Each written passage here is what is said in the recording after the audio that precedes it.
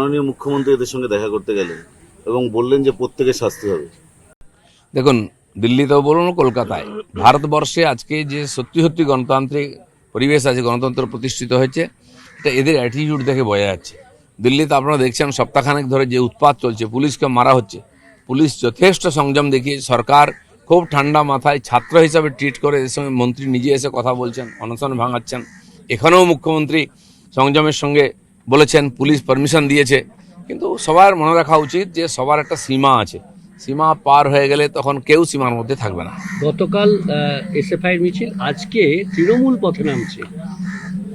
এটা তো এখন বিধানসভার মধ্যে দেখা যাচ্ছে, আসল তৃণমূল নকল তৃণমূল, কোনটা আসল দুলালে তাল মিছরি বোঝা যাচ্ছে না। যিনি প্রতিষ্ঠাতা তিনি বলছেন আমি আসল দুলালে তাল মিছরি, আসল তৃণমূল জিন্দাবাদ। কি দুর্দশা! আসল, আরে তৃণমূলটাই আসল ছিল না, চারদিক থেকে নিয়ে আসে।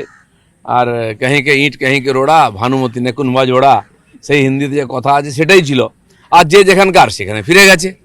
এটা আমি বলছি না, মাননীয় সুব্রত মুখার্জি বলতেন যে পার্টি নয়, এটা আমরা প্ল্যাটফর্মে সবাই দাঁড়িয়ে আছি, যেদিক থেকে গাড়ি এসেছে সেদিকে সে চলে যাবে। আর যে যে যার চলে গেছে, ওই আঁটি আর পড়ে আছে।